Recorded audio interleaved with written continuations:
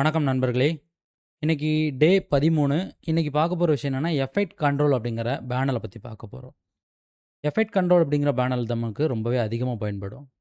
ஏதாவது ஒரு effect apply பண்ணா கூட, அந்த எஃபெக்ட்டுக்கான ப்ராப்பர்ட்டீஸ் எங்க காட்டும் அப்படின்னு கேட்டிங்கன்னா, எஃபெக்ட் பேனல்ல தான் காட்டும். இப்போ இந்த கிளிப்ப கிளிக் பண்ணிக்கிறேன்.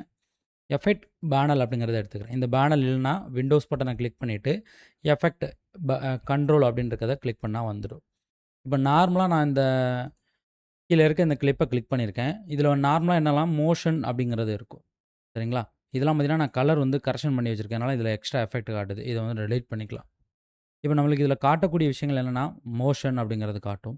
ஒப்பாசிட்டி, அப்புறம் பார்த்தீங்கன்னா, ஆடியோ இந்த மாரி விஷயங்கள்லாம் காட்டும். இதில நம்ம என்ன பண்ணிக்கலாம்னா, இந்த கிளிப்புக்கு தேவையான சைஸு, ஸ்கேல் அப்படிங்கிறத நான் என்ன பண்ணிக்கலாம், எனக்கு தேவைக்கு ஏத்த மாரி நான் என்ன பண்ணிக்கலாம், இதில வந்து கம்மி பண்ணிக்கலாம். அந்த மாரி சுருக்கிக்கலாம், விரிச்சுக்கலாம். அப்புறம் அதோட பொசிஷன் நான் வந்து எனக்கு ஏத்த மாரி என்ன பண்ணிக்கலாம், நகட்டி வச்சுக்க முடியும். அப்புறம் ரொட்டேஷன் எனக்கு தேவைக்கு ஏத்த மாரி ரொட்டேட் பண்ணிக்கலாம். சரிங்களா? அதுக்கு கீழே வந்தீங்கன்னா, ஒப்பாசிட்டி அப்படின்னு இருக்கு. இந்த ஒப்பாசிட்டி மூலமா நீங்க என்ன பண்ணிக்கலாம், உங்களுக்கு எவ்வளவு திக்னஸ் வேணுமோ, அத நீங்க என்ன பண்ணிக்கலாம், சூஸ் பண்ணிக்க முடியும். அப்புறம் இதிலயே மாஸ்க் அப்படின்ட்டு இருக்கு. இந்த மாஸ்க்கும் நீங்க என்ன பண்ணிக்க முடியும் அப்படின்னு கேட்டீங்கன்னா, உங்களுக்கு அப்ளை பண்ணிக்க முடியும். சரிங்களா?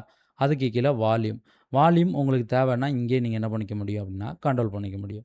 நார்மலா ஒரு வீடியோ கிளிப்ப நம்ம எடுத்து வச்சுட்டு, கிளிக் பண்ணிட்டு, இந்த எஃபெக்ட் கண்ட்ரோல்ல பார்த்தோம்னா, இவ்வளவு ஆப்ஷன் இருக்கு. இப்ப இத நம்ம வந்து இந்த லூமெட்ரி கலர்ல ஏதாவது ஒரு சின்ன அட்ஜஸ்ட்மென்ட் மட்டும் பண்றோம்னு வச்சுக்கோங்க.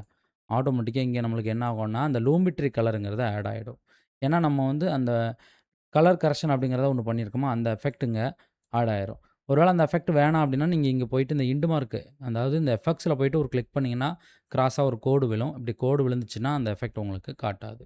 இது பார்த்தீங்கன்னா, இதில இருக்கக்கூடிய விஷயம். இப்போ மோஷனே நான் கிளிக் பண்றேன் அப்படின்னு வச்சுக்கோங்க.